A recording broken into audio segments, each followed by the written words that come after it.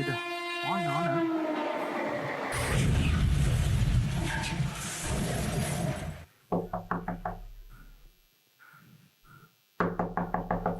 அதோ வரேன். யார் இது இந்த நேரத்துல? இதோ வரேன். அப்பா நீங்களா? நீங்க இங்க? ஆமா, சட்டையெல்லாம் என்னது இது? என்னாச்சு உங்களுக்கு? வாங்க உள்ள வாங்க. அதை விடுப்பா. இப்படி நைட்டெல்லாம் வேலை பார்த்துட்டு பகலெல்லாம் தூங்குறது என்னப்பா வாழ்க்கை இது? இப்படி ஊர் தெரியாத ஊருக்கு வந்து இப்படி எல்லாம் கஷ்டப்படணுமா? ஏதோ இத்தனூண்டு ரூம்ல வாழ்ந்துட்டு ஏதோ கம்ப்யூட்டிங் அதை தான் படிப்பேன்னு சொல்லிட்டு அந்த வேலை தான் பார்ப்பேன்னு சொல்லிட்டு வந்துட்டு இந்த மொழி தெரியாத ஊர்ல இப்படி எல்லாம் வந்து கஷ்டப்படணுமா? என்னமோ போ, எனக்கு ஒரு மாதிரி இருக்கு. நான் முதல்ல போய் குளிச்சுட்டு வரவா? பாத்ரூம் எங்க? இங்க இருக்குப்பா பாத்ரூம். சரி. என்ன அப்பா சொல்லாம கொல்லாம திடுதிப்புன்னு வந்திருக்காரு? அதுவும் இல்லாம ஒரு மாதிரியா வேற நடந்துக்கிறாரு. என்னவா இருக்கும்? ஆனா என்னமோ நடந்திருக்கு. என்னவா இருக்கும் என்னன்னு தெரியல. சரி வரட்டும், அவர் கேட்கலாம். குளிச்சுட்டு வரட்டும். அப்பா ஒரு நொடியில பயந்தே போயிட்டேன். அதுக்குள்ள குளிச்சிட்டீங்களா? ஆச்சு. என்னப்பா சொல்லாம கொல்லாம திடுதிப்புன்னு வந்திருக்கீங்க.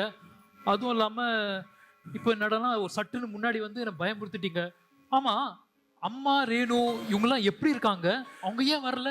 நல்ல வேலை அவங்க வரலப்பா. என்னது? டேய், தூங்கி வழிகிற பாரு. முதல்ல நீ போய் குளிச்சுட்டு வா.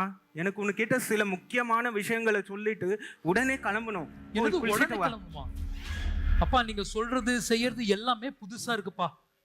சரி நான் டிவி ஆன் பண்றேன், பார்த்துட்டு இருங்க. அதெல்லாம் நான் குளிச்சு வந்துடுறேன். டேய், டிவி எல்லாம் எனக்கு பார்க்க வேண்டாம். நீ முதல்ல போய் குளிச்சுட்டு வா. எனக்கு உனக்கிட்ட முக்கியமான சில விஷயங்களை சொல்லணும். அப்பா நீங்க ஆளே சரியில்லைப்பா. முதல்ல நான் அம்மாவுக்கு கால் பண்ணி என்னன்னு கேட்கறேன், இருங்க.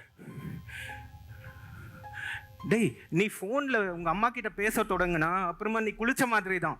நீ முதல்ல போய் குளிச்சுட்டு வா. சரிப்பா, சரி போறப்பா, வெயிட் பண்ணு. இது எதுக்கு இடையில ஒரு தொல்லை? இதை முதல்ல ஆஃப் செய்யலாம். அப்போதான் என் புள்ள கிட்ட எல்லாத்தையும் நிம்மதியா ஒப்படைக்க முடியும்.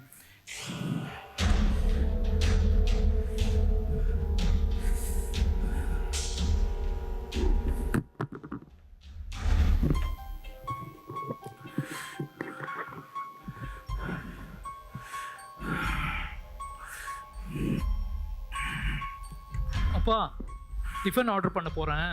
உங்களுக்கு என்ன வேணும்? தெரியல. நானும் வந்ததுல இருந்து பாக்குறேன், நீங்க ஆளே சரியில்லைப்பா. அதுவும் இல்லாம உங்க வேலையெல்லாம் விட்டுட்டு வர ஆளே கிடையாது நீங்க. அதுதான் எனக்கு கொஞ்சம் இடிக்குதுப்பா. டேய், நம்ம ரேணுவுக்கு நல்ல வரம் வந்திருக்கு. மாப்பிள்ளை அமெரிக்கால வேலை பார்க்குறாரு, நல்ல குடும்பம். அதை பத்தி தான் உன்கிட்ட சொல்லிட்டு சில முக்கியமான விஷயங்களையும் முடிவுகளையும் எடுக்க தான் வந்திருக்கேன். இப்போ நீ ஃப்ரீயா பேசலாமா? என்னப்பா பெரிய பீடிகை எல்லாம் போடுறீங்க? சரி சொல்லுங்க, நான் கேட்கறேன். இரு நான் போயிட்டு எந்த ஒரு முக்கியமான ஒரு பையை எடுத்துட்டு வரேன். சரிப்பா. என்ன ஃபோன் சுவிட்ச் ஆஃப் ஆயிருக்கு? சார்ஜ் இல்லை போல இருக்கு. சார்ஜ் போட்டு ஆன் பண்ணி பார்ப்போம். என்ன அதுக்குள்ள போனா? இது அப்புறமா நீ பாத்துக்கலாம். நீ முதல்ல இங்க வந்து இல்லப்பா, போன் சுவிட்ச் ஆஃப் ஆயிருக்கு, சார்ஜ் இல்ல. சார்ஜ் போட்டு ஆன் பண்ணலான்னு பார்த்தேன். ஆமா, இன்னுமா இந்த மஞ்சள் பைய விடல நீங்க? டேய், இந்த மஞ்சள் பை தான் உங்க அப்பனோட பேங்க் லாக்கர், தெரியுமா? ஓஹோ, அப்படி என்ன வச்சிருக்கீங்க உங்க லாக்கர்ல? அதை சொல்லத்தானே வந்திருக்கேன். இந்த பையில தான் மாப்பிள்ளை பையனோட போட்டோகிராஃப், அவங்க வீட்டு விலாசம் வச்சிருக்கேன். சரி. அதை விட்டு இந்த பேங்க் பாஸ்புக், செக் புக், இந்த செக் புக்ல நான் கையெழுத்து போட்ட 3 செக்லீஃப் வச்சிருக்கேன். இதெல்லாம் இல்லாம நம்ம வீட்டு பத்திரங்கள், நம்ம கடைகளோட கணக்கு புத்தகங்கள், என் பேர்லயும் உங்க அம்மா பேர்லயும் எடுத்த 2 LIC டாக்குமெண்ட்ஸ், அதை விட்டு உன் பேர்ல ராணிப்பேட்டில் வாங்கின 2 கிரவுண்ட் பத்திரம், இதெல்லாம் நம்ம வீட்டில் இருக்கிற என்னோட பீரோல இருக்கு. அந்த பீரோவோட சாவி எப்பவுமே இந்த பையில தான் இருக்கும். அப்பா இப்போ சென்னையில இருந்து மும்பை வந்துட்டு இதெல்லாம் ஏன் என்கிட்ட சொல்றீங்க? உங்களுக்கு என்ன ஆச்சுப்பா? உடம்புக்கு ஏதாவது? இதெல்லாம் உன்கிட்ட சொல்லிட்டா எனக்கு ஒரு நிம்மதிப்பா.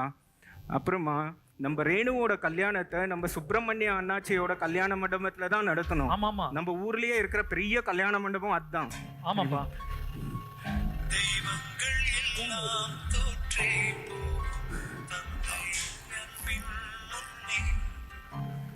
ஹலோ அம்மா, அவன் என்னம்மா அப்பா சொல்லாம கொல்லாம திடுதிப்புன்னு?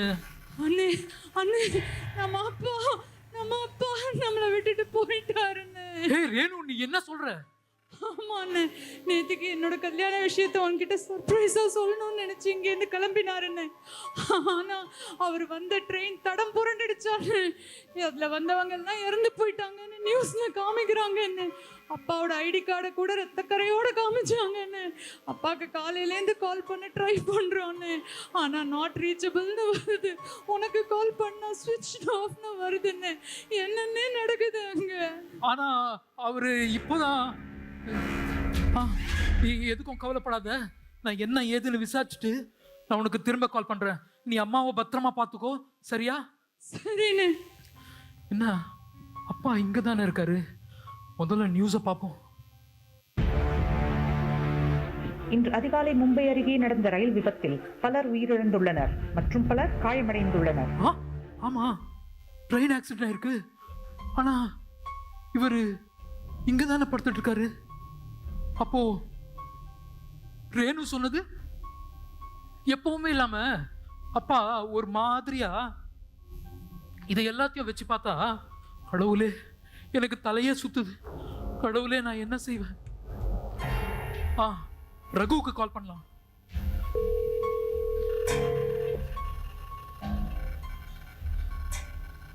டே ரகு, என் அப்பா வந்த ட்ரெயின் ஆக்சிடென்ட் ஆயிடுச்சுடா.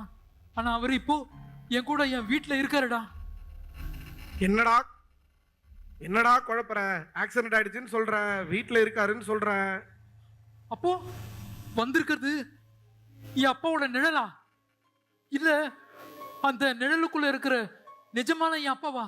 நான் இப்போ என்னடா செய்வேன்? அது அவர்கிட்டயே கேளண்டா.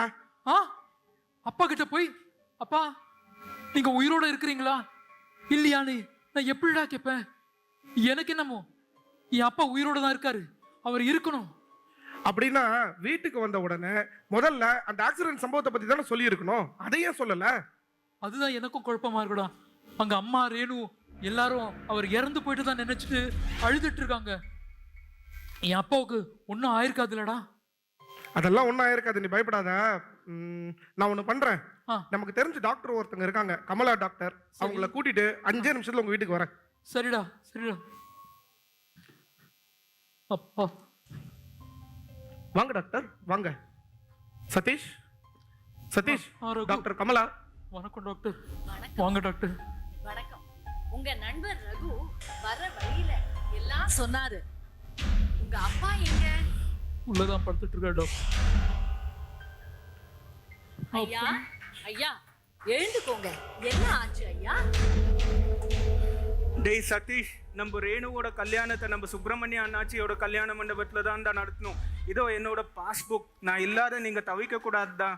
டாக்டர் வந்தவர் படபடன்னு எல்லாத்தையும் ஒப்பிக்க வந்த மாதிரி ஒப்பிச்சுட்டு படுத்துட்டா டாக்டர். எழுப்புறப்போ சொன்னதையே தான் திரும்ப திரும்ப சொல்றாரு டாக்டர். அதெல்லாம் யாருக்கும் ஒன்னும் ஆகாது, கவலைப்படாதீங்க. இப்போ கொஞ்ச நாளி நிம்மதியா படுத்துக்கோங்க.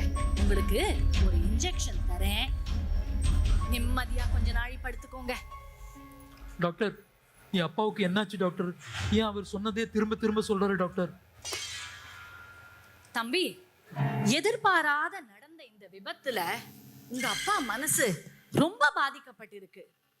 எங்கடா தான் சொல்லாம கொள்ளாம உங்களெல்லாம் விட்டுட்டு போயிடுவோமோன்னு அவரு ரொம்ப பயந்துருக்காரு.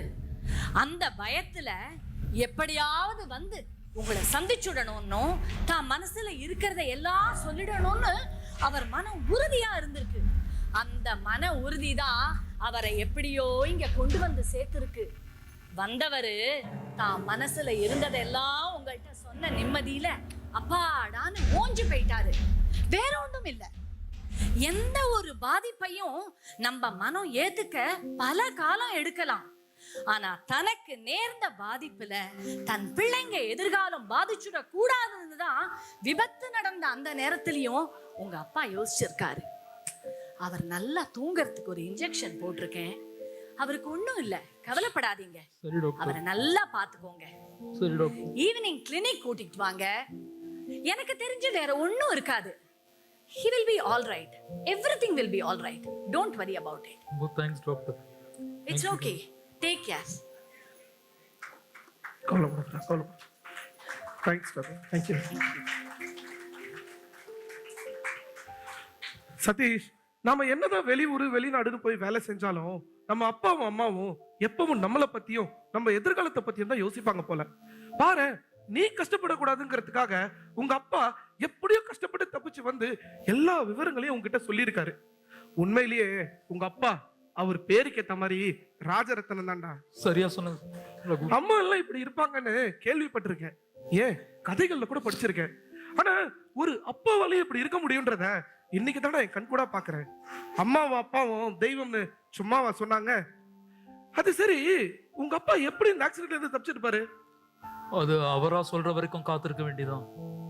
ஓகே, அடுத்து என்ன பண்ண போற? முதல்ல நான் அம்மாவுக்கு கால் பண்ணி அப்பா பத்திரமா இருக்கான்னு சொல்லிட்டு அப்பாவை அழிச்சிட்டு கிடைக்கிற முதல் ஃபிளைட்ல நான் ஊருக்கு போக போறேன்டா. சூப்பர்டா சதீஷ். ஊருக்கு போயிட்டு ஒரு 2 மாசம் உங்க அப்பா அம்மா கூட நிம்மதியா இருந்துட்டு வா. இங்க நம்ம மேனேஜர் கிட்ட நான் சொல்லிக்கிறேன். இல்ல இனி நான் இங்கன்னு இல்ல, எங்கேயுமே போக போறது இல்ல. இவ்வளவு பெரிய ஆக்சிடென்ட் ஆன நேரத்துல கூட எனக்காக யோசிச்ச என் அப்பா, அவர் மறைவுக்கு பின்னாடி நான் தவிக்க கூடாதுன்னு நினைச்ச என் அப்பா இந்த பூமியில இருக்கிற வரைக்கும் நான் அவரோட நிழலா இருக்க போறேன்டா. அவர் நினைச்ச மாதிரியே அவரோட பிசினஸ் எல்லாத்தையுமே நான் பாத்துக்க போறேன். அவர் விருப்பப்படியே ரேணுவோட கல்யாணத்தையும் செஞ்சு முடிப்பேன். நான் வரேன்டா ரகு. சரி, என்னது இப்பவே கிளம்புறியா?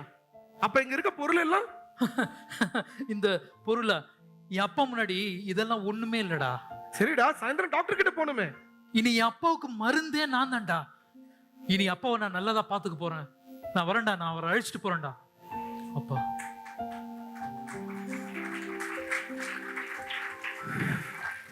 டேய் சதீஷ், வாங்கப்பா நம்ம ஊருக்கு போலாம். அப்பா, நீங்க வந்த கொஞ்ச நேரத்துல உங்களை நான் நிழல்னு நினைச்சிட்டேன்ப்பா. ஆனா அந்த நிழலுக்குள்ள இருந்த நிலம்பா நீங்க. இனி நான் இருக்கேன்ப்பா உங்களுக்காக. வாங்கப்பா நம்ம ஊருக்கு போலாம். வரேன்டா ரகு. சரிடா, பத்திரமா போயிட்டு வா. அப்பா பத்திரமா கேட்டுக்க. சரிடா ரகு. அம்மா கேட்டதா சொல்றா. சரிடா. என்ன இவன் இவ்வளவு எமோஷனல் ஆயிட்டான்? அப்பா வச்ச இருக்காதா பின்ன? அது சரி, அவன் கிளம்பிட்டான். இப்ப நம்ம என்ன பண்றது? ஒரு குட்டி தூக்கம் போட்டு அப்புறம் எந்திரிச்சு யோசிப்போம். எல்லா பிரச்சனைக்கும் நல்ல தூக்கம் தானங்க மருந்து. என்ன நான் சொல்றது?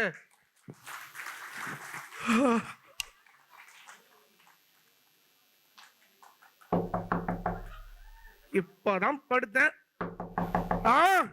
வரேன். யார் இது?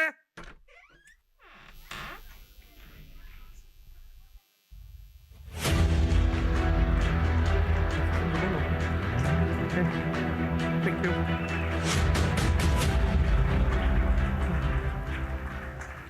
you. Thank you.